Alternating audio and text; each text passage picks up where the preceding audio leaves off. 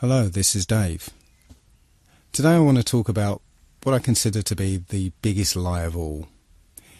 It's a subject I've been looking at for the last 6 months, and I've been pretty hesitant to talk about it because, it's a really controversial subject. Now, I stumbled across this completely by accident. I was researching something on a totally unrelated topic and happened to see an intriguing sounding video. So I clicked on it, but the subject was so preposterous that I was just about to turn it off when it happened to say something that piqued my interest. So I watched the video completely to the end. And by the end of it, I had questions. I had some serious questions. So I'm going to ask you to be open-minded about this. This is very, very controversial and difficult to get your head round. So just bear with this and keep an open mind. So, in order to determine the truth, I'm going to be using a few principles here. The first of which is the scientific method, something that the scientific community doesn't seem to use these days. But the scientific method is where a theory or opinion is put forward that matches what we observe.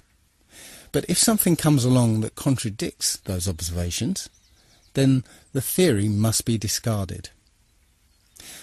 The second principle is Occam's razor. That's quite simply, the simplest explanation tends to be the truth. The third principle I'm going to be using is from Sherlock Holmes. When the impossible has been eliminated, whatever is left, however improbable, must be the truth. I'm also going to have to accept a couple of things. The first of which is what I call the ant's perspective. If you imagine an ant walking across a runway and all of a sudden a jumbo jet lands next to it, the ant's probably going to say, "What the hell was that?" But there is no way that the ant can ever figure out what just happened to it. It's just beyond the ant's ability to comprehend. So we have to accept that there may be things that are way beyond the human mind's ability to comprehend. The other thing we have to accept is how easily our minds, once they've been programmed or given a world view, how easily those minds can be fooled.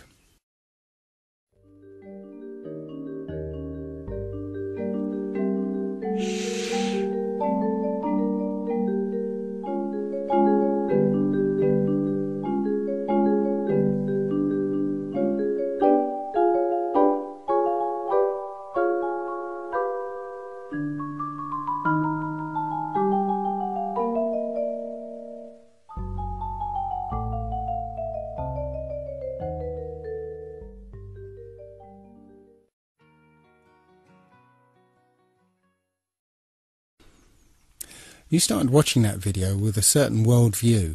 After all, you know what a room looks like.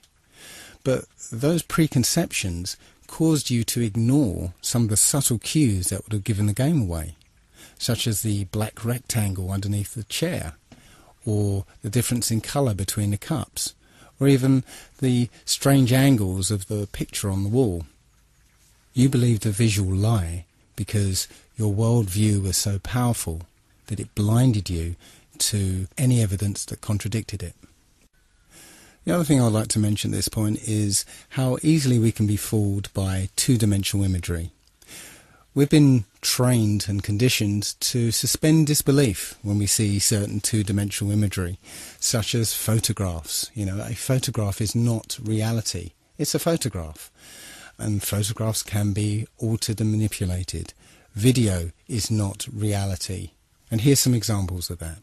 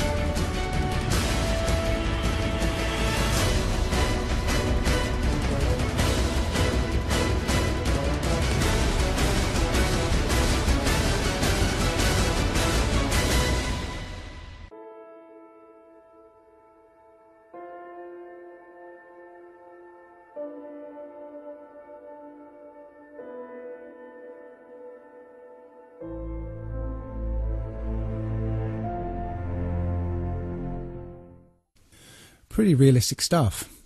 Point is, you can't automatically trust any two-dimensional imagery or media that's presented to you by the establishment. So let's get down to it then, shall we? This is apparently the truth of our world. We live on a spherical planet called Earth, spinning at 1,000 miles an hour on a 23.4 degree tilt. Now, I always thought it was 23.5 degrees, but as I researched into this, I found it was actually 23.4. That's 23.4 degrees away from vertical. Funnily enough, that leaves 66.6 degrees away from the horizontal. Interesting. So anyway, we're orbiting an ordinary star that is apparently 93 million miles away. The Sun itself is embedded in a galaxy of 100 billion stars, and that galaxy is one of trillions and trillions in an infinite and expanding void. And in the midst of that void, we are just an insignificant and unimportant microbe that arrived here by accident, that's crawling around on this speck of dust. Now, I know what you're thinking. Oh dear, he's turned into one of those flat earther people. But if you've ever discovered the truth behind all those things that have been labelled as conspiracy theories, you've been willing to set aside your preconceptions of the world to be able to accept a new and often terrifying version. This is no different, so please bear with me. The first thing that people will automatically say is, of course we live on a spherical Earth. We've got the photographic evidence, don't we? Well, strangely enough, when you try and search for a picture of Earth from space, you'll find surprisingly few of them. In fact, all of them, including this one, this is from NASA, it's called the Big Blue Marble. All of them are composites. NASA will freely admit to them being composite images or CGI or Photoshop. There's only one image that NASA will claim was shot from space, and it's this one. It's apparently shot from Apollo 17. But all of these images have problems. First of all, the scientist will tell you that because the Earth is spinning, centrifugal forces will force the equator to bulge out as it's spinning. So the Earth is more of an oblate spheroid. But, funnily enough, all the images from space, supposedly, are perfect spheres. Also, one thing I noticed is that the colours of continents and the sea itself, they're very vivid. Now, when you look at anything at a distance, maybe if you look at some hills at the distance of 3 or 4 miles, you'll see that the colours are kind of washed out somewhat because of the atmosphere. If you see mountains further off in the distance, the dark colours are washed out even more because of the influence of the atmosphere. So how can it be that you get these very vivid, striking colours through miles of atmosphere? I can't explain it. The other strange thing about this supposed shot of Earth from space is that the continents actually appear to match the Mercator map rather than the Peters projection map. Now, if you don't know the difference, here's a little video to explain it. Should we begin? Yes. Plain and simple, we'd like President Bartlett to aggressively support legislation that would make it mandatory for every public school in America to teach geography using the Peters projection map instead of the traditional Mercator. Give me $200 and it's done. Really? No. Why are we changing maps? Because, CJ, the Mercator projection has fostered European imperialist attitudes for centuries and created an ethnic bias against the Third World. Really? The German cartographer, Mercator, originally designed this map in 1569 as a navigational tool for European sailors. The map enlarges areas at the poles to create straight lines of constant bearing or geographic direction. So it makes it easier to cross an ocean. But Yes. it distorts the relative size of nations and continents.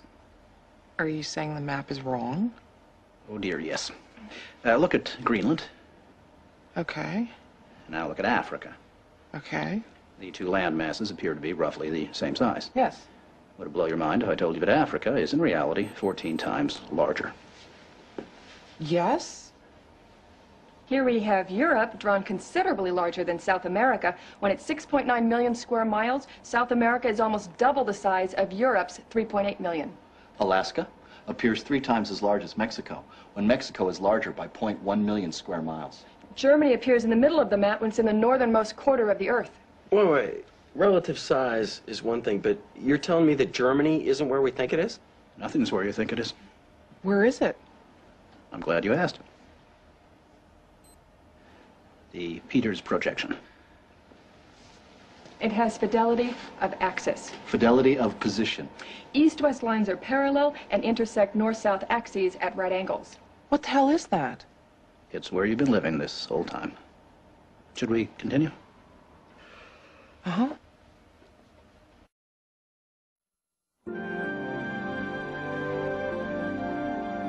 So, you're probably wondering what all of this has to do with social equality. No, I'm wondering where France really is. Guys, we want to thank you very much for coming in. Hang on, we're gonna finish this. Okay. What do maps have to do with social equality, you ask? She asked. Salvatore Natoli of the National Council for Social Studies argues, in our society, we unconsciously equate size with importance and even power.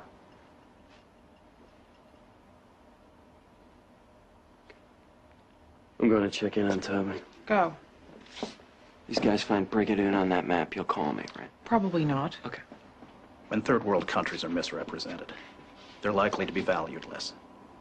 When Mercator maps exaggerate the importance of Western civilization, when the top of the map is given to the Northern Hemisphere and the bottom is given to the Southern, then people will tend to adopt top and bottom attitudes. But wait, where else could you put the Northern Hemisphere but on the top? On the bottom. How? Like this.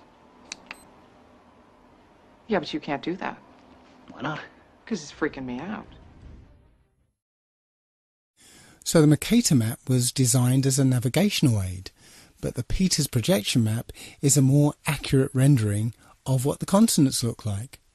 So why then do all the images of Earth from space show the Mercator map? I guess that's because that's what we're used to.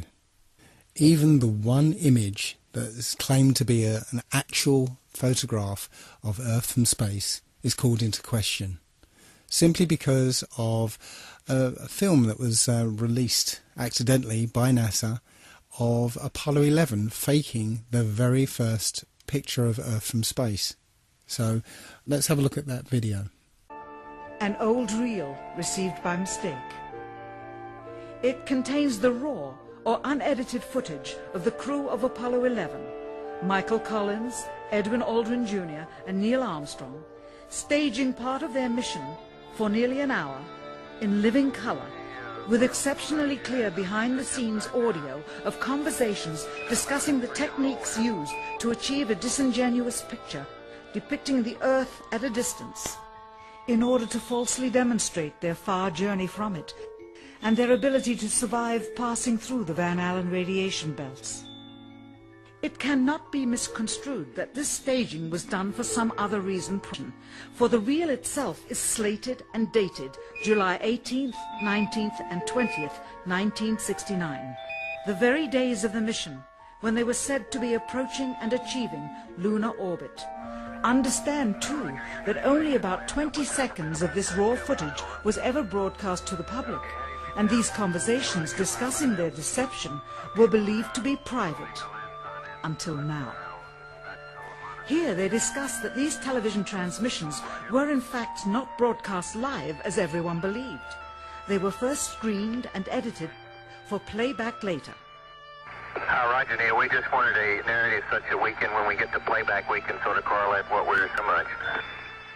Here they discuss the fact that they have turned out the lights and have blocked out sunlight from entering the spacecraft through the other windows, as to not cause any reflected light to fall onto the spacecraft's wall in the foreground. Okay, very good. Well, we shut out the sun coming in some of the other windows into the spacecraft, so it's looking through a, the the number 1 window, and there isn't any reflected light.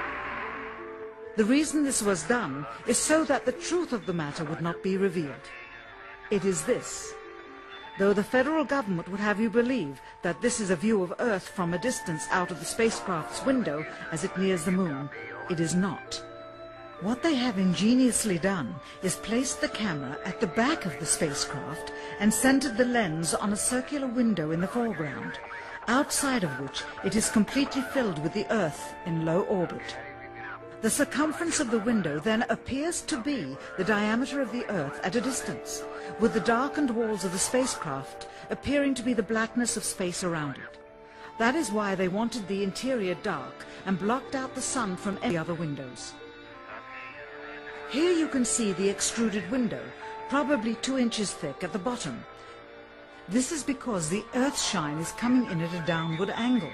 It also causes the Earth to appear to be an irregularly shaped circle, for you are seeing the outside of the window at the bottom and the inside of the window at the top, which together form 2 different sized halves of a circle. Subsequently, this take was never used.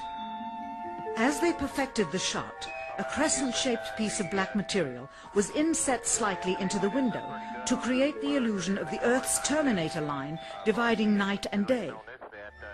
It is uncannily convincing. During this segment, intended to be edited and played back later for the worldwide television audience, dated July 18, 1969, Neil Armstrong condemns himself as he states that he is 130,000 miles out, or halfway to the moon, as the NASA flight log also states on this date, when he is in reality in low Earth orbit of a few hundred miles.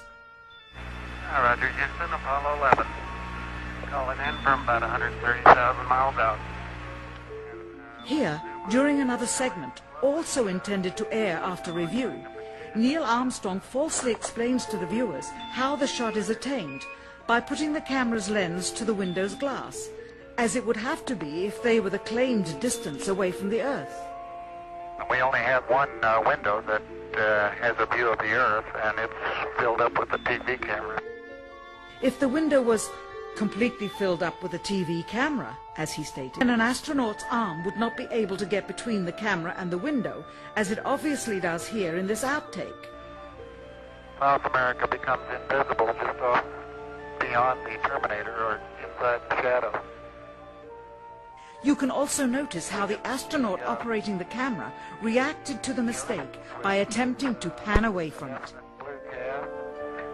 See white bands of major cloud formations across the Earth. And This is a segment that they believed wasn't even being recorded, much less suitable for broadcast, for the lens was being zoomed out and the scene was being changed to that of an interior of the astronauts at work, and apparently the stop button popped back up on the recorder without notice.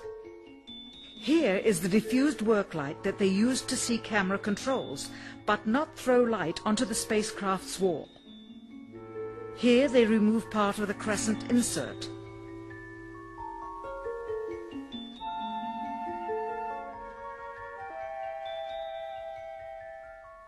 Finally, the iris is opened up to see the real location of the camera and the very bright and near Earth out the window.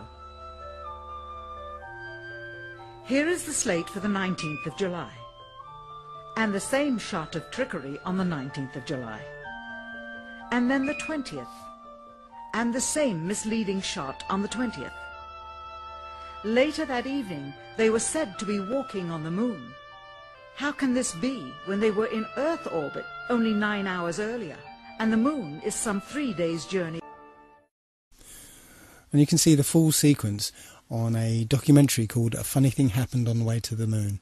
That's one that I highly recommend you have a look at. But as for photographic evidence of a globe Earth, nope, it doesn't exist. Now let's take a look at Earth's supposed curvature. Many people point to Felix Baumgartner's recent record-breaking freefall jump and point to this picture in particular. It clearly shows a curvature of the Earth, but let's take a closer look at it. Well, it's quite obvious that a fisheye lens is used here. If you look at the shape of the capsule itself, those are usually built with fairly straight lines, and you can see the lines are very curved on the edge of this capsule. He took off from New Mexico, and the surface of the Earth looks like, well, it's one big large landmass, and that's New Mexico. I didn't realise that New Mexico took up so much of the Earth. It's clearly a fisheye lens. We know intuitively, if we stand on a beach with a panoramic view, that the sea is flat. It's flat at sea level, it's flat from the top of Mount Everest, it's flat from over 20 miles high. I got this image from another YouTuber. I can't remember the guy's name, but he's the one who goes, "Where is the curvature? Where? But it's a picture of the New York City skyline from over 40 miles away. He says it's 60 miles away, but I measured it on Google Earth, it's 40 miles away. The reason I added this one is because I used to live halfway between Bear Mountain and New York City, and from North Route 17 I was clearly able to see the New York City skyline from about 20 miles away. From 40 miles away, the New York City skyline should have been about 1,000 feet below the horizon. And that neatly leads me into the horizon problem. No matter where you are above the surface of the Earth, the horizon always rises to your eye level. Doesn't matter if you're standing on a beach, or up a hill, or in a plane at 35,000 feet. The horizon is always at eye level.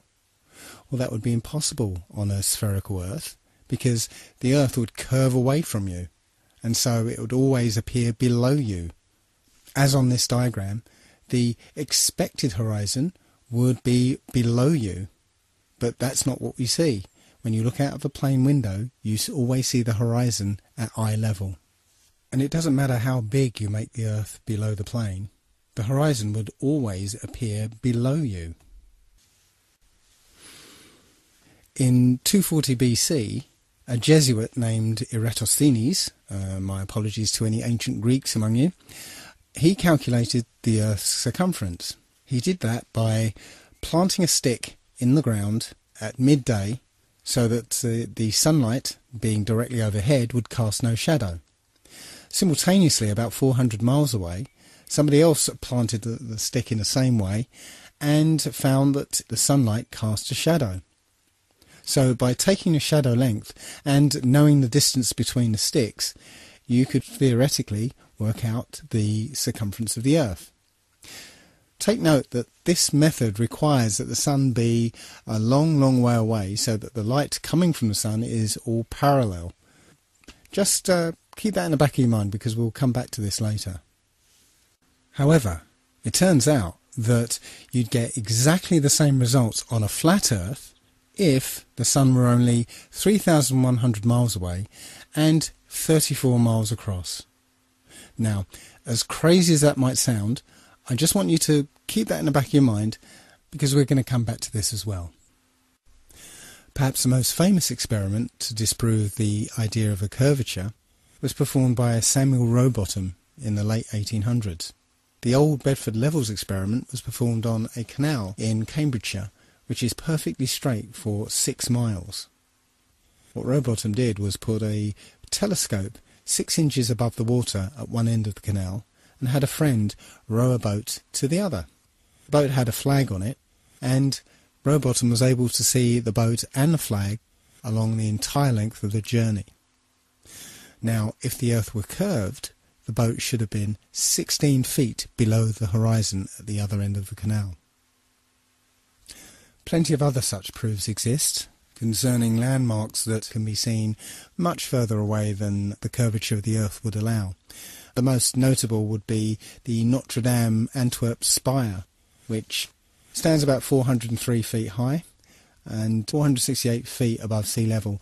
But sea captains are able to see the spire with a telescope from an amazing 241 kilometres away. If the Earth were a globe, then the spire would be actually a whole mile below the horizon. The Earth has a curvature? I don't think so. So let's take a look now at the idea that the Earth is spinning. Our common sense intuition tells us that the Earth is motionless. We have senses that detect changes in velocity. Why is it then, if you've, say, always lived in England, where the velocity of the Earth there is something around, I think it's 700 miles an hour, and you get on a plane and fly down to the equator, where it's actually spinning at over 1,000 miles an hour, why is it that you don't feel dizzy and notice the change in velocity? Well, we'll ignore that. There are many theories that supposedly show that the Earth is spinning. But I want to concentrate on one such theory, which is that the motion of the stars prove that the Earth is spinning. This theory proposes that the stars are static, fixed and unchanging, and it's the Earth that's spinning around at 1,000 miles an hour, and that the axis of spin is pointing at a particular star called Polaris, the pole star. So, from an observer on the Earth, it appears that the stars are spinning around the star Polaris. Now, Polaris is something like 2 quadrillion miles away, and as far as we know, the polar axis has always pointed at Polaris. So, the first obvious question is, if the Earth is wobbling on its axis and moving around the Sun, and also being dragged along with the rest of the solar system, how can it remain perfectly aligned with a star that's 2 quadrillion miles away? Well, we'll put that aside for the moment and just concentrate on the motion of the stars. If you were to set up a camera pointing at Polaris in the night sky and leave it on a long exposure, you'd get a pattern of star trails around Polaris, supposedly reflecting the 1,000 mile an hour spin of the Earth. But wait a minute, isn't the Earth orbiting the Sun at 67,000 miles an hour? And come to think of it, isn't the Sun moving through the galaxy at 600,000 miles an hour? Then why is it the only motion we see is the slowest one, when the orbit around the Sun is 67 times faster than the supposed spin of the Earth, and the motion of the Sun, dragging the solar system behind it, is 600 times faster than the spinning of the Earth? Something doesn't add up. The point is, you wouldn't see these perfectly circular star trails. If you took into account all the other relative motions, you just wouldn't see these perfect circles. Where is the motion? Where? The simplest answer is the Earth isn't spinning or orbiting or being dragged. The Earth is fixed, and it's the stars that are moving.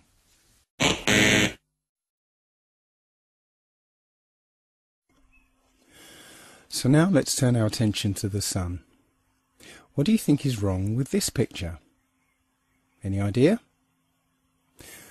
Well, take a look at the angle of the rays. If the Sun was 93 million miles away, as I show in this diagram, well, actually I can't really show 93 million miles to scale here, because if it was, the Earth would be probably in the next town. Point is that at that kind of distance, all the light rays from the Sun would be parallel near enough. And, if you recall, Eratosthenes' calculation of the circumference of the Earth actually depends on the light being parallel from the Sun. So, when the light shines through broken cloud, it would hit the ground parallel, rather than at this kind of angle. So, if you're able to measure the angle of the sun rays, you can basically, with a bit of simple geometry, figure out exactly how high the Sun is. And that turns out to be about 3,100 miles. And if you were going to try and hide this information, that the Sun is actually very close, perhaps you'd encode it in symbol. Does this look familiar? There are quite a few videos like this one, where people send up their video cameras on weather balloons. One thing to note is where you can see a hot spot on the clouds directly under the sun, like here. You see it? Directly under the sun is a hot spot. Now, that would be impossible if the sun was 93 million miles away. But also note how the sun appears to move with the Earth. As the camera rocks about, you'll see the sun moving around with the Earth. Now again, if the sun was 93 million miles away, you wouldn't see that. Just like if you were on a speeding train, the trees next to the track will whiz past you, but the mountains in the distance would, well, they'd hardly move. And if the sun was behind those mountains, the sun wouldn't move at all. So just like in this diagram, you can see there's a sun a long, long way off and a sun that's directly above the kind of landscape. And as the camera is simulated to move here, you can see that the closer sun is moving with the simulated Earth here. But the one further away moves as if it was further away. You can see it hardly moves in relation to the Earth. Again, that's not what we see in these videos. The sun appears to be directly above the flat Earth. In the flat Earth model, the sun rotates around us and only appears to rise and set because of the way our vision works. We see in perspective. That is, the horizon is at our eye level, and as things recede from us, they tend to converge to the centre of that horizon line, to a place that's known as the vanishing point. Just as if you were standing at the end of a very long corridor, you would see that the walls would appear to converge. The floor would appear to rise up to meet the horizon, and the ceiling would also appear to move downwards. Of course, the walls and the ceiling are all parallel to each other, so they don't actually move anywhere, but it would just appear that way. And anything that lies beyond the vanishing point is effectively invisible to us. It's beyond the limit of our vision. The clouds in this picture are all at the same height, but the further they are away from you, the lower down in the sky they appear to be. And similarly, the further away the cloud shadows are on the ground, the higher up they appear to be. Now, try and watch the following video without the preconception that the sun rises and sets, but rather moves closer to you and then moves further away.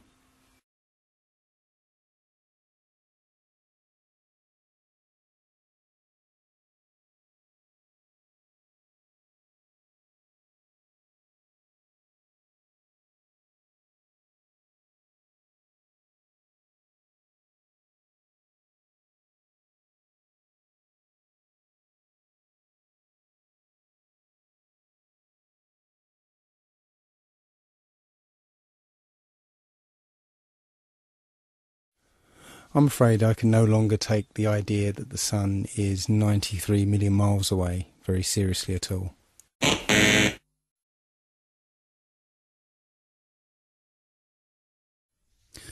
So now let's turn our attention to the moon. Many of us have seen the moon appear full at various times throughout the day, as in this picture. But how can that happen? If you're standing at point C, then it's the middle of the night. Full moon, no problem. And if you're standing at point A, it's early in the morning. Certainly if you stare back at the moon in the night sky, then yes, you can see a full moon. But if you're standing at point B, which is midday, that is, the sun is directly overhead, then there isn't anywhere that the moon can be that will allow you to see it as full, because the sun will be illuminating the side of the moon that is facing away from you. So the best you'll be able to see is a sliver of the moon. Think about it next time you see the full moon during the day. Every month the moon goes through 8 distinct phases. Always the same 8, always the same order. supposedly because of a relationship between the position of the moon relative to the position of the Earth and the Sun. So let's say it's December, and throughout the month we see the normal 8 phases of the moon. But what happens when it's June and the Earth is supposedly on the other side of the Sun? Shouldn't the phases be reversed? That's not what we see. We see the same 8 phases in the same order. We are told that the moon is also spherical, but when we look at the moon, it seems to be lit uniformly over its entire surface. But if it was a sphere reflecting the sun, then that curved surface would display a highlight, and then that light would drop off as it went round the surface. But that's not what we see. The entire moon is lit uniformly. The quality of the light from the moon is completely different from the sun's light. The sun's light is hot and it's shifted towards the yellow part of the spectrum, whereas the light from the moon is cold and more silvery. Heat is essentially infrared light. So in order for the moon to absorb the heat from the sun and not reflect it, it would have to be a deep green colour to absorb the infrared. So unless the moon is made out of green cheese, it is not reflecting the sun's light. It appears that the moon is not a sphere and it's not reflecting the sun. It is self-luminous. Also, we should be able to see a slightly different view of the moon depending on where on the globe Earth we happen to be. But this is not what we see. It doesn't matter where we are on Earth, we always seem to see the same view of the moon.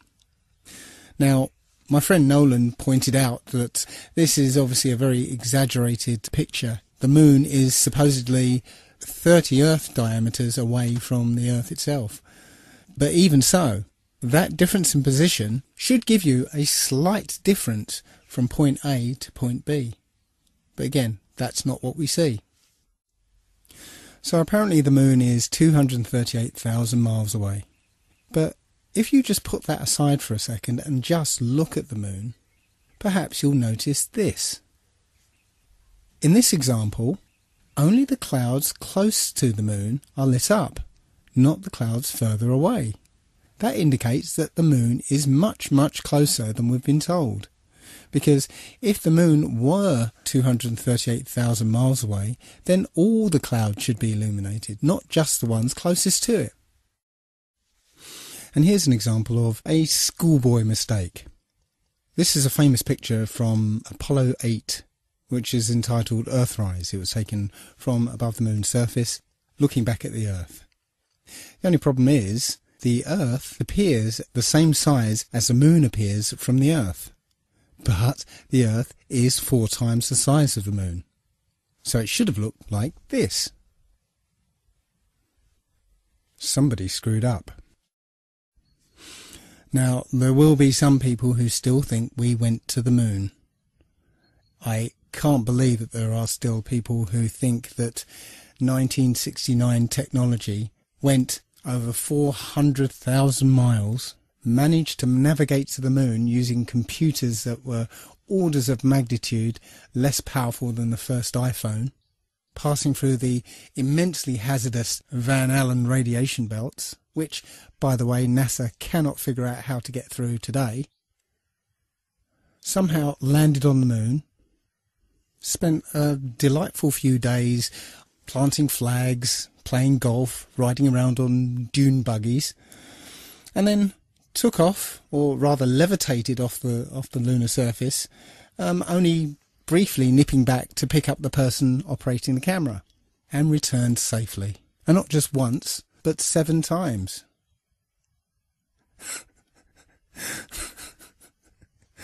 It's a fantasy. The whole thing is a fantasy. Everything you saw supposedly on the moon was in a soundstage using Stanley Kubrick's perfected front projection technology. And I'm not going to spend much time. There's plenty of evidence to show that it was completely faked. It was complete fantasy.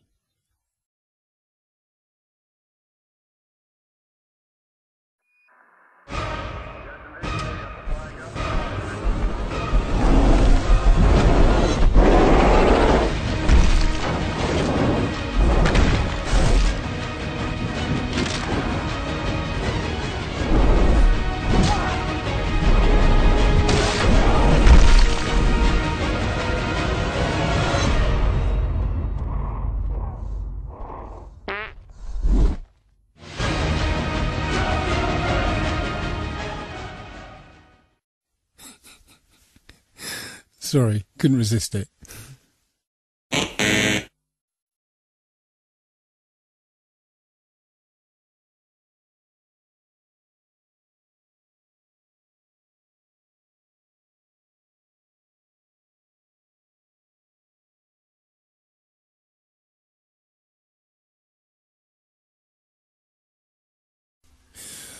So, despite the Apollo moon hoax, there are people who still believe that man is in space, and we have all sorts of space vehicles and satellites and space stations up there.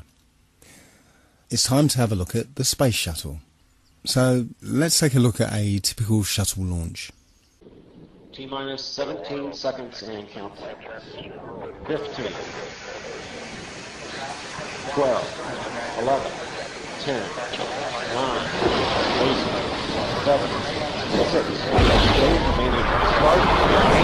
start, 2, 1, booster ignition, and liftoff of the Space Shuttle Discovery, returning to the space station, paving the way for future missions beyond.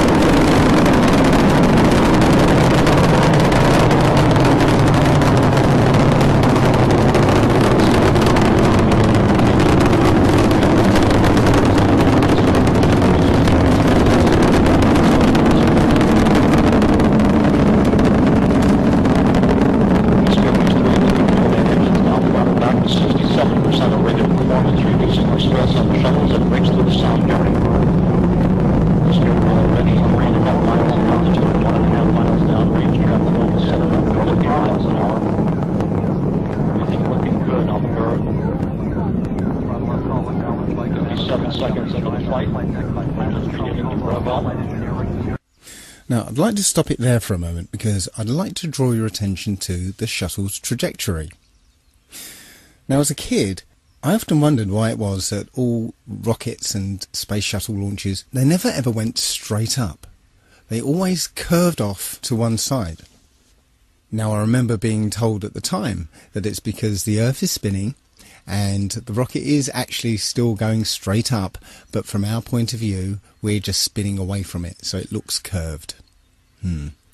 Well, you can't have it both ways. If that's the case, then when we jump into the air, we should land about a kilometre to the west. So you can't have it both ways. The quickest way into orbit would be straight up. Going horizontal would be the long way round. Let's continue.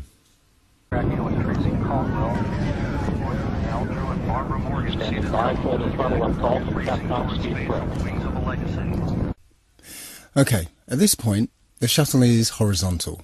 That is, it's not getting any higher, it's simply travelling horizontally along the ground. And as you'll see in a few seconds, when the booster rockets separate, they still fall to the ground under the influence of so-called gravity. Remember, you can go and throttle up. Roger, go and throttle up. Throttle up, throttle down, like Commander Steve Lindsay. Expected data into clear short.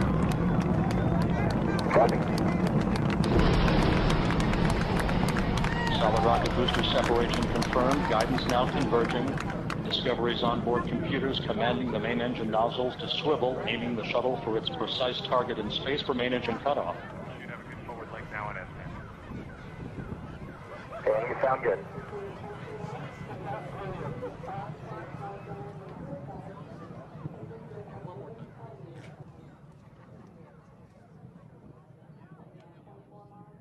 Discovery Houston, negative return. Copy, negative return. So ground-based video ends there. Not because the shuttle's too high, but because it's too far away downrange. As I said, it's travelling horizontally at this point. So what's missing is what they call MECO, main engine cutoff. That means the shuttle no longer has any power behind it whatsoever. But after MECO is the external tank separation. As you can see from this diagram, when the tank separates, it falls back to Earth. So what's stopping the space shuttle following the same exact trajectory? Between main engine cutoff and this ohms burn, the space shuttle should follow the exact same trajectory as the external tank. But it magically does not, and conveniently there's no video cameras to show exactly what happens. The point here is that at external tank separation, both the shuttle and the external tank are subject to this so-called force of gravity. Neither the shuttle or the external tank are in space. And yet they want us to believe that there is an orbital manoeuvring system which is capable of blasting the shuttle from this point, which is still in the Earth's atmosphere, into orbit. Well, the clue is in the name of the thing. Orbital manoeuvring system, not orbital insertion system. Where's the fuel for this? There isn't an external tank anymore, so there isn't enough fuel to blast this shuttle into orbit, even from this height. And on the subject of height, where does space actually begin? In this shot, the space shuttle is supposedly in space, because the cargo bay doors are open. But you can see the features on the ground in great detail. In fact, you'd be hard-pressed to see such detail from a passenger jet at 35,000 feet. Look, you can see roads and rivers and individual fields. Anyway, once the shuttle's completed its mission, it's now a glider. So let's have a look at a video of a glider landing.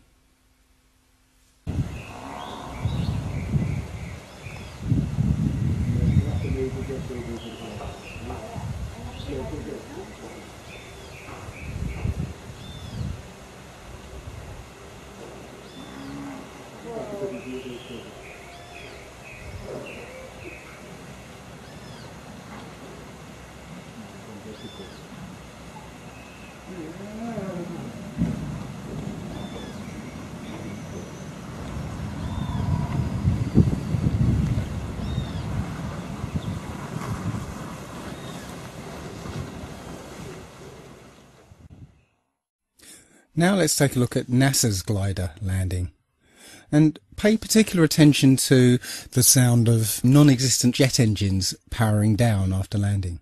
Down and locked.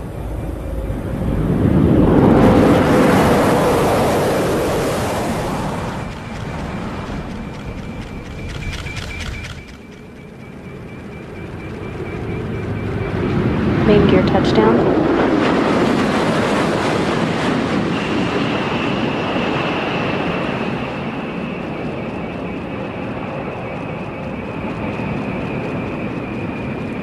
Nose gear touchdown. Deploying of the drag chute delayed to assess the conditions of the crosswinds on the orbiter as it rolls out on the runway 15 at the Kennedy Space Center, wrapping up a nearly 5.3 million mile mission.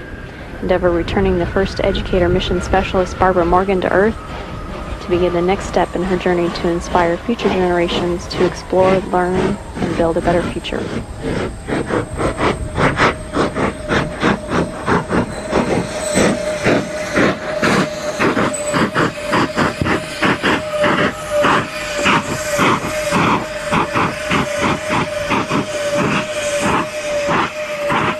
Houston, Endeavour, wheel stop. Roger, wheel stop, Endeavour. Congratulations. Undoubtedly, the nice woman from NASA, employed to state the bleeding obvious, is there to distract you from the fact that it's a bloody jet plane, tarted up to look like a space shuttle. It's not a glider at all. You can clearly hear the jet engines powering down. When you look at the back of the space shuttle, you can see two odd-shaped pods. These are supposedly the orbital manoeuvring system. On the front of these pods are two odd-shaped holes. Why would a rocket engine need some kind of air intake?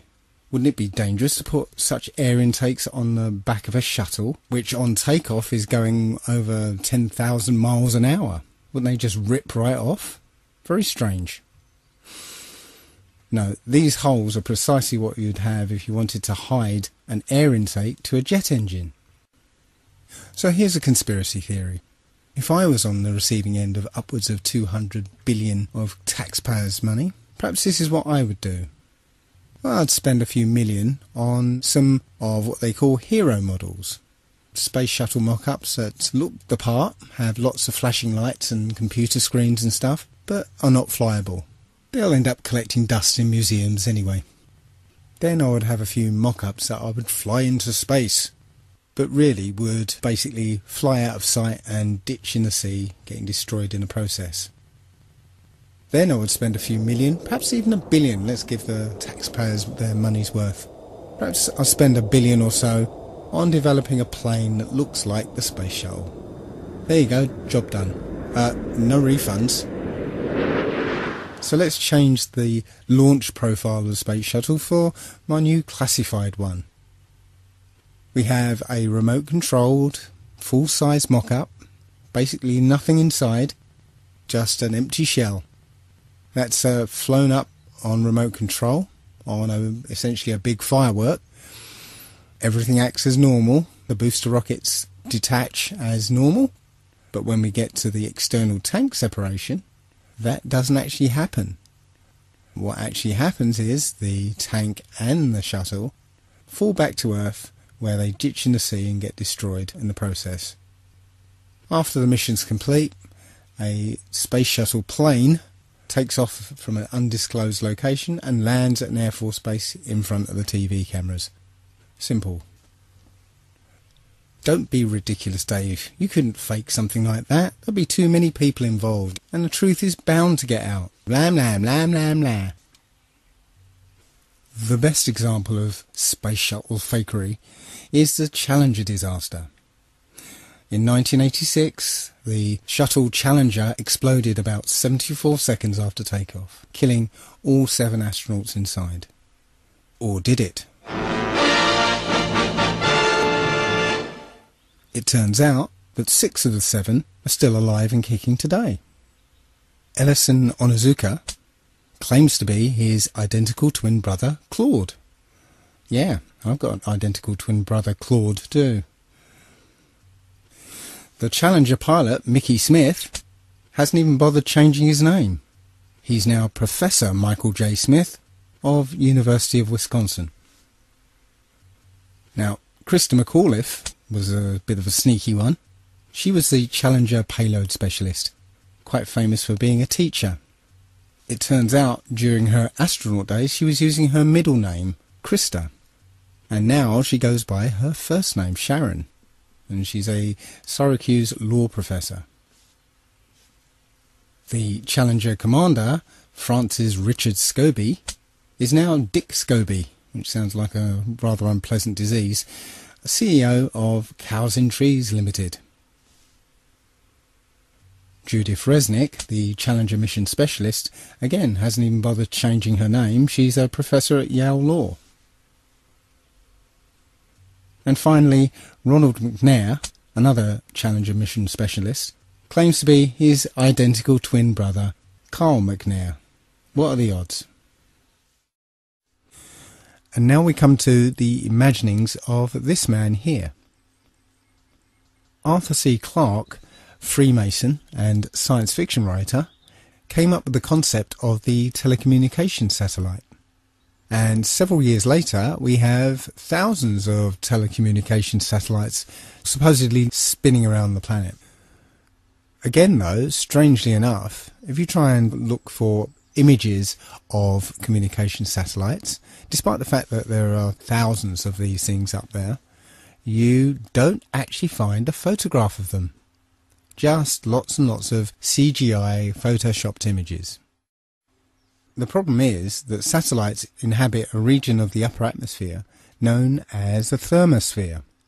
It gets its name because the temperatures up there reach something in the order of 2,500 degrees centigrade. This is a source of some confusion. Although Wikipedia says that it reaches such high temperatures, it also says, paradoxically, that you wouldn't actually feel the heat because there's not enough air molecules up there to heat you up. Yeah, right. Doesn't quite work like that.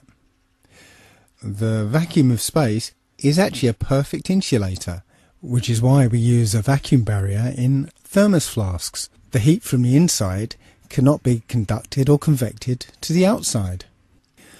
The sun's radiation does not actually heat space up. As I said, the vacuum is a perfect insulator. The sun's radiation traverses space until it hits some object. And when it does, that object absorbs the heat and the temperature rises and keeps rising. And without an atmosphere to conduct or convect the heat away, the temperature will rise up to and over 2,500 degrees. So the Hubble telescope, for instance, would look something like this. All the satellites and the Space Shuttle and the International Space Station, they would all be molten slabs of metal spinning around in orbit. But let's put that aside for a moment. There are supposedly between 25,000 and 50,000 satellites in orbit. But let's have a look at some videos supposedly from the International Space Station.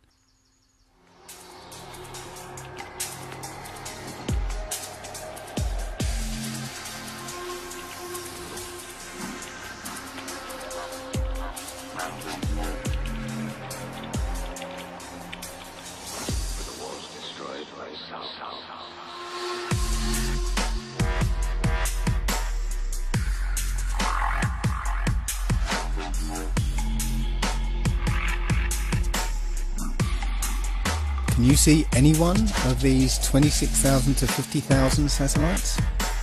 I can't.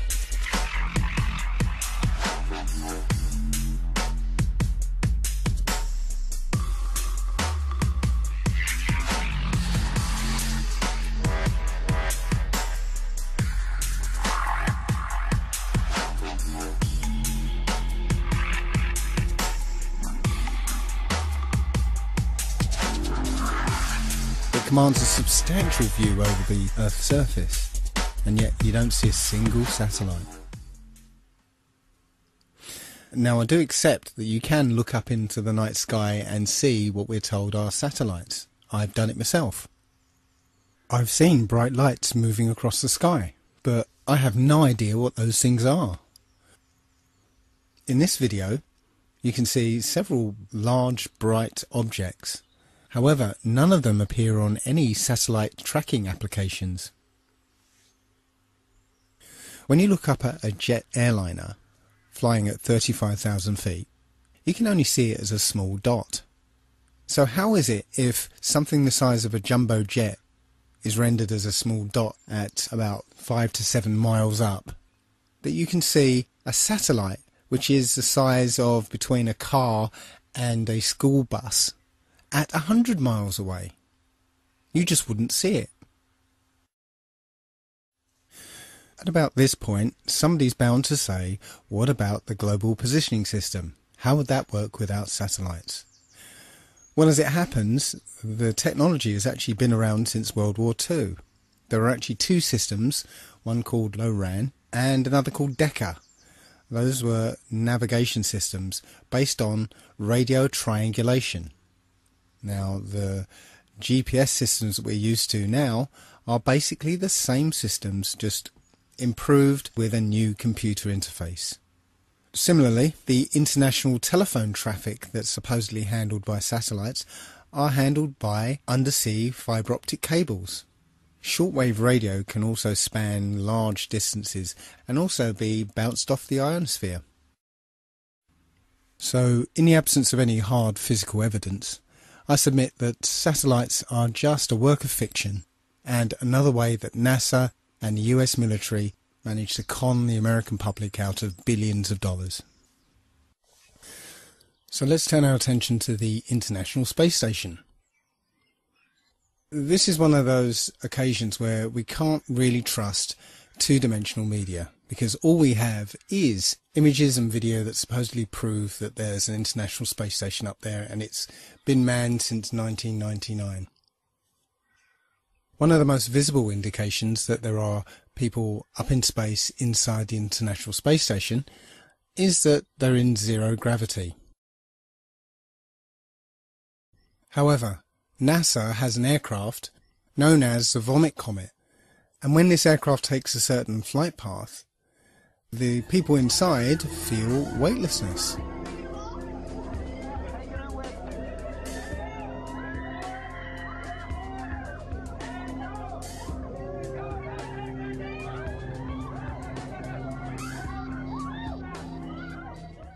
So it's almost certain that NASA has an aircraft fitted out to look like the International Space Station's interior.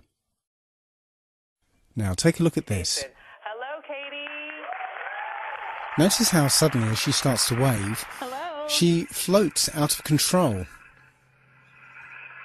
is so cool, isn't it? Hey, Katie, I want to welcome ask aboard you a the space question. station. This is Leah. Look at this. Wow. The same thing happens here. As the plane starts its zero-G dive, the people start to spontaneously float upwards. The other problem with this technique is that this aircraft can only simulate zero gravity in 45-second to a minute bursts.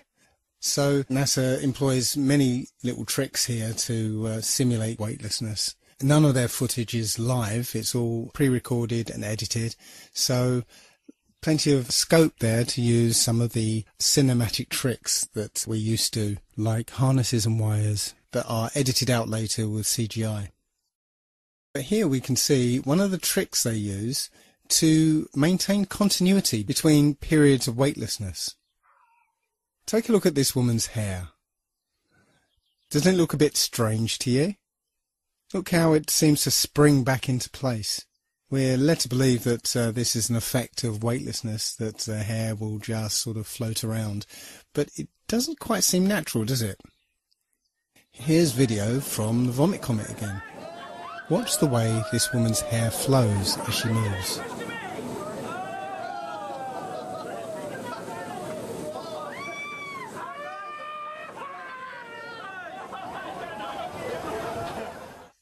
Seems quite obvious now that this is some kind of perm or hairspray, so that between periods of weightlessness we get that visual continuity. Now, there are plenty of examples of these gravitational anomalies, but I'm not going to spend too much time on it. I just wanted to show that all these things that you can see from NASA can be simulated and CGI'd for your benefit. They don't seem to do any real scientific experiments up there. The effort seems to be just to get you to believe that they're there. That's it. There are also plenty of anomalies when you look at spacewalks. For footage of spacewalks on the exterior of the International Space Station, NASA will freely admit they have a huge swimming pool called the Neutral Buoyancy Lab, where they train their astronauts, and within this huge swimming pool they have a mock-up of the exterior of the International Space Station. I'm going to show you a video from a YouTuber called Jungle Surfer, who's done the best expose of spacewalking anomalies. Another aspect of the illusion of space travel is spacewalks. These are faked inside a swimming pool. It's a custom-built swimming pool, and that's a great way to fake zero gravity. About 6 months ago, in 2013, a gallon of water leaked into one of their spacesuits in a matter of seconds. NASA doesn't really have a proper explanation for how on earth this could have happened. There shouldn't be water leaking into someone's helmet and a person almost drowning in space. How can you drown in space? They now wear snorkels to make sure that they don't drown in space. How can this be happening? A snorkel in space? There could be some water in the porous plate sublimator. When they were on the moon, they supposedly had about a gallon of water, but that cooling system is supposed to be well away from their head. There really is no sane explanation for why a gallon of water would leak into someone's spacesuit, unless you realize the whole thing is faked inside a swimming pool. In this scene, you can see the Chinese spacewalk, and you can see a bubble coming up from the guy's suit. How do you have a bubble in space? Space is supposed to be a vacuum, not a swimming pool. But it's obviously just a swimming pool filled with water. Obviously there would be some equipment that they could only fix from the outside, but a lot of these spacewalks It seems like equipment they easily could have configured to be accessible from the inside of the International Space Station. It seems more like an excuse to get out and show their other space trick, which is the faking of spacewalks in a swimming pool. In this vid, you catch a glimpse of someone wearing a scuba tank. Scuba tanks in space? Snorkels and scuba tanks in space? They act like a spacewalk is just a walk in the park, like there's very little danger involved at all. They're looking through the spacesuits. Oh, here's a spacesuit. We're going to go for a spacewalk. As if there's no danger at all. Like they don't care. They don't care. They don't act like they're in a life-threatening situation, like they could die at any second, even though they can. So you would think to preserve their life they would want to minimize the amount of spacewalking that they did. But there seems to be an abundance of equipment on the outside of the International Space Station that constantly requires repairing, which makes for a good TV spectacle and is inspired by movies like Sandra Bullock's Gravity. And after Gravity came out, they of course had to do another spacewalk to fix some emergency, some piece of equipment that their lives depend on that amazingly they can fix every time. But you know what? Thanks to the genius of the engineers at NASA, they employ snorkels in space now, so that should stop them from drowning. Finally, I'm going to leave the last word to one of the astronauts themselves, when he made a tiny little slip-up during a question and answer session. Take note of his body language after he makes his mistake. Hello, my name is Bailey. This question is for Chris. What was high school like for you?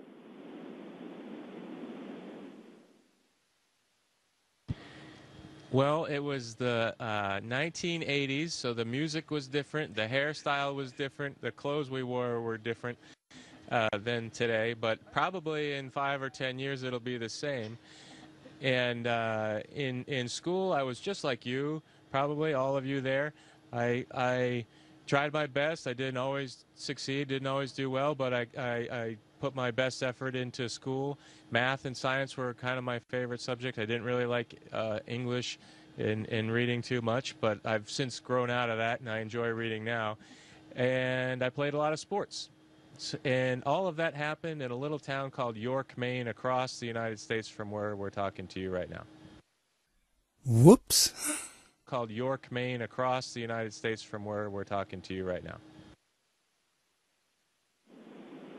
Hello, my name is Steve Owen. I'm a teacher here at Riverside Prep. I'd like to ask you about the stress associated with the long periods in the space station. I'd like to ask Karen, what is the training that you get to cope with that stress and related psychological issues?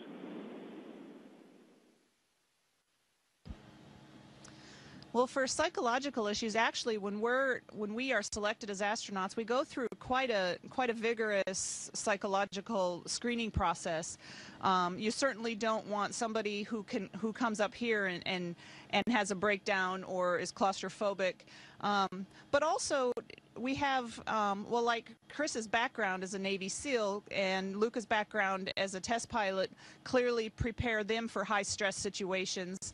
I could also argue that going through the process of getting a PhD can be a high-stress thing as well. And so, generally, when people get to the point where they're applying for this job, they've been through several things in their life that are high stress and have proven that they can handle. Humans in space? I'm not even sure there is such a thing as space anymore. So, could the Earth really be flat? Most people, when they think of a flat Earth, immediately think, what happens when you get to the edge? Well, the flat Earth model is a flat circular disk with a north magnetic pole in the centre, and all the continents are laid out around it. On the edge of this disk is a wall of ice, and we call it Antarctica. There is no South Pole. That's why you can't fall off the flat Earth. The wall of ice keeps the oceans in and stops you from reaching the edge. Strangely enough, the only other place that this model is used is in the United Nations logo. Looks like they know something that we don't. As you can see on the UN logo, the Flat Earth map is overlaid with a grid. And that grid divides the Earth into 33 sections. And also, there's no Antarctica on this map. It's almost as if that grid were like bars, like a cell, locking us away from Antarctica, which is precisely what they're doing. The United Nations countries are all signatories to the Antarctica Treaty, which basically bans anybody from going to Antarctica. And if there's any absolute proof of either the globe Earth or the flat one, then I believe the answers would be in Antarctica. But before we examine Antarctica, I'd like to take a look at flights in the Southern Hemisphere. Now, this information came to me through Mark Sargent and his Flat Earth Clues. A lot of people say that Mark is a shill. I communicated with him over email. He seemed like a decent bloke. So I'm not going to say he's a shill. He has his ideas, his views, his perspectives, as I have mine, and everybody else has theirs. So I'm not going to say he's a shill. But nonetheless, his Flat Earth Clues were very well done, and I got a lot out of them. So thank you, Mark. The crux of this issue is the lack of direct flights in the Southern Hemisphere. I took a look at some of these flights and particularly focused on flights from Cape Town to Auckland, New Zealand. Generally, flights in the Southern Hemisphere tend to be indirect with one or more connections and lengthy layovers. Such is the case with this one from Cape Town to Auckland. This flight came out around about 37 hours with a connecting flight in Dubai. Now if you look on a map, Cape Town to Auckland is a straight shot across the Indian Ocean, 7,310 miles. That should take about 12 hours. But in this case, we're taking thousands of miles north to Dubai, then back down south to Melbourne, and then across to Auckland. It doesn't make any sense. Until, that is, you look at it on the Flat Earth model. Now you can see it's a straight line from Cape Town to Dubai to Melbourne. And the distance is more like 16,000 miles. So the total journey time of 37 hours is there to hide the fact that your actual flight time is 26 hours rather than 11 or 12. Now, I did find one direct flight operated by Qantas, but who knows? The flight was 14 hours long, but does that flight actually exist? I don't know. Short of booking that flight and flying it, I wouldn't know. But it strikes me that you could advertise such a flight, price it beyond the reach of most people, and cancel it for anybody who does take it. But that's just speculation. Now, the GPS system would obviously show up any anomalies in the flight plan, but it seems they've found a very simple way of getting around that problem, and that is switching off GPS tracking for all flights in the Southern Hemisphere. Now, this is an image from Flight Tracker, and you can see straight off that in the Northern Hemisphere you'll see planes over the ocean, but there are none in the Southern Hemisphere. Now, I spent some time looking at it on flighttracker.com, and I actually verified this information, but I couldn't capture the data on my computer. So here's a video of planes disappearing and reappearing off the tracking systems. So hey guys, I'm on planefinder.net. I'm tracking airplanes in the Southern Hemisphere, trying to do some research to verify or debunk this flat Earth guy. And what he said is that airplanes disappear in the South Atlantic near the, in the Southern Hemisphere when they fly over oceans. And it's true. I was tracking a British Airways flight from Buenos Aires to London, and I was tracking, and then it disappeared. And then I clicked on this plane right here, Qatar. See how the flight path, like when you click on the plane, the flight path appears or disappears, right? So I clicked on this plane looking for my British Airways flight, and I found this flight, and look, see how the flight path just starts in the middle of nowhere right here?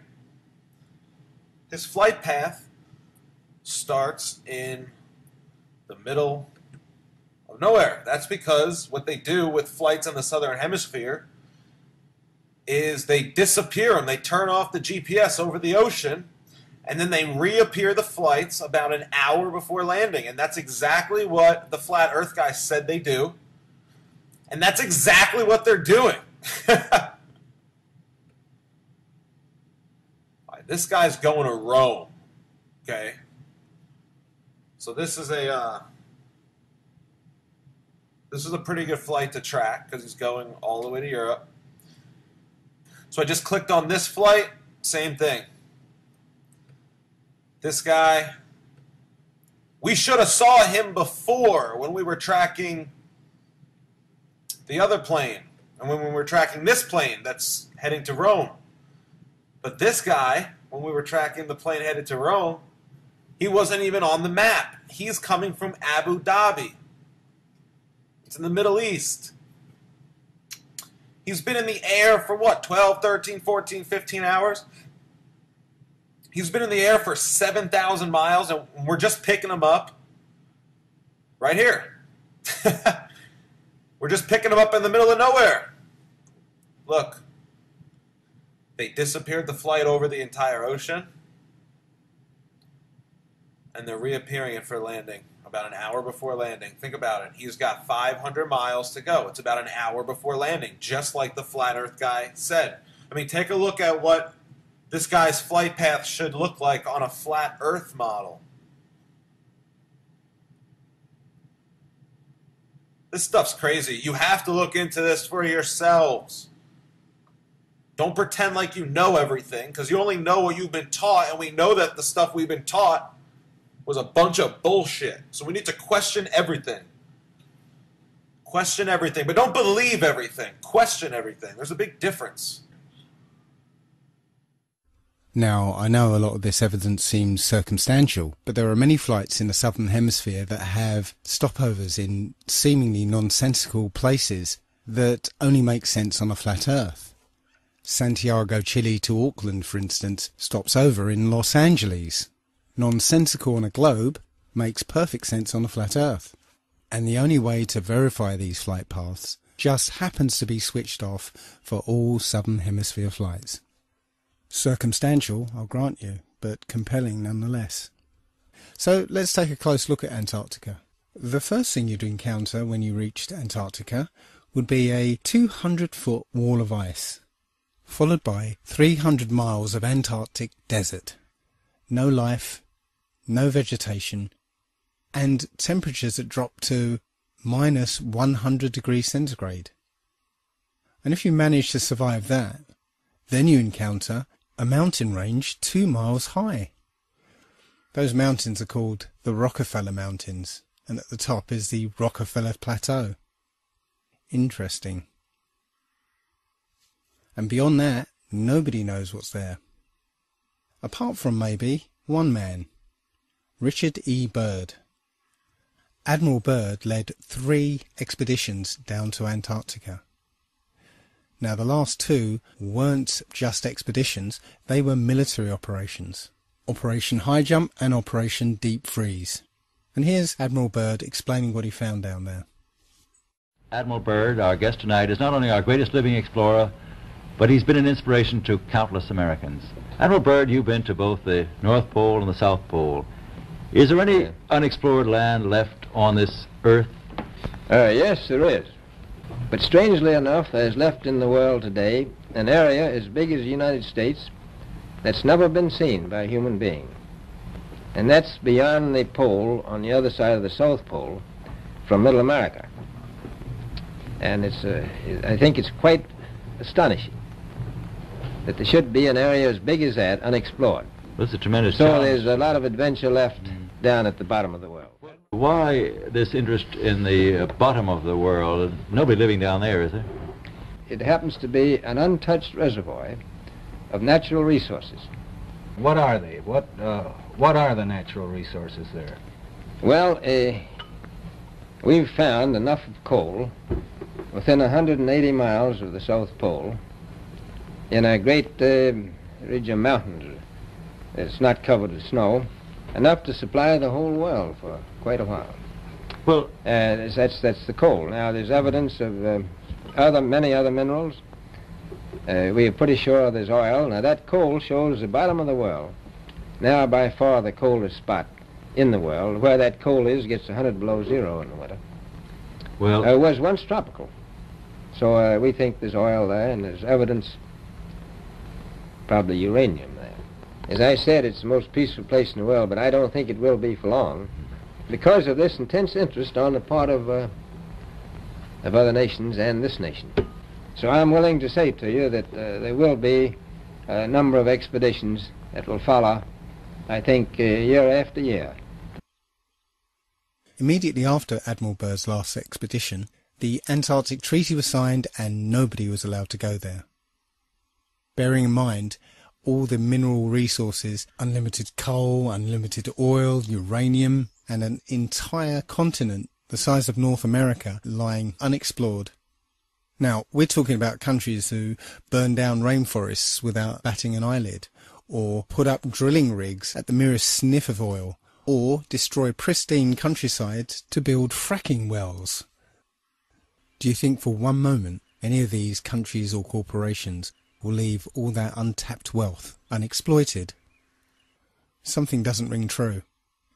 Now, I don't know for sure that we live on a flat earth, but I do know that we're not clinging onto the surface of a ball. And now let's look at the how and why. How have they managed to pull this off? Well, indoctrination since childhood. There's pretty much a globe in every classroom, and it's just a given that the world is a sphere. Even our language reflects it. Global finance and around the globe. And when we're taught things in childhood and everything we look at supports that view, then we rarely go back and re-examine it. But far and away the main basis of our belief is the supposed history of our scientific endeavour. What most people don't realise is that all the characters in this story are all actors in the same club. As George Carlin put it, it's a big club and you're not in it. Ptolemy, who first put forward the heliocentric model, was acknowledged as the first Mason. Copernicus was a Jesuit priest. Sir Isaac Newton was a Freemason. All the astronauts are Freemasons. So you can see how this lie could work if all these celebrated people are telling the same story. Another way we're programmed is by centralized and complete control over space information and access to space. That control is held by the space agencies around the world, NASA and RASA and the European Space Agency. It turns out that NASA is essentially composed of Nazis. Look up Operation Paperclip. NASA was actually formed from Nazi scientists transplanted to America after the war. I need not remind most people that the Nazi approach to propaganda is if you tell a lie big enough and keep repeating it, people will eventually come to believe it.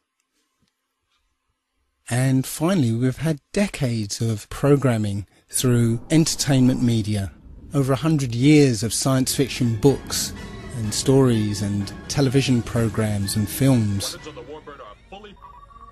I must admit to being a science fiction fan myself. I grew up watching Star Trek, Star Wars, Babylon 5, Battlestar Galactica, watching films like 2001, 2010. I truly believed that our future lay in space.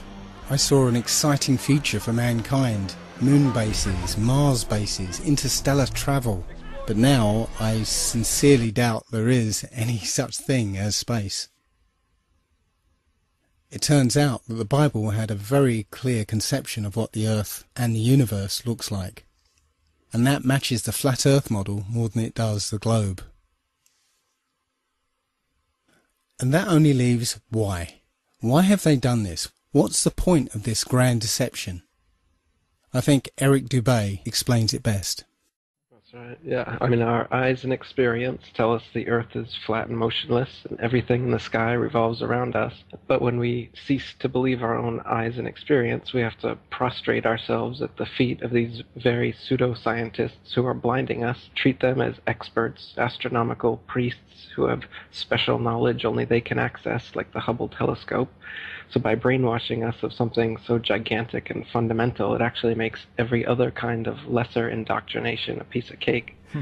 Earth being the flat, fixed center of the universe around which everything in the heavens revolves gives a special importance and significance not only to Earth, but to us humans, the most intelligent among the intelligent designers' designs. By turning Earth into a spinning ball thrown around the sun and shot through infinite space from a godless Big Bang, they turn humanity into a random, meaningless, purposeless accident of a blind, dumb universe. So it's like trauma-based mind control, beating the divinity out of us with their mental manipulations. People are always asking, why do they do this?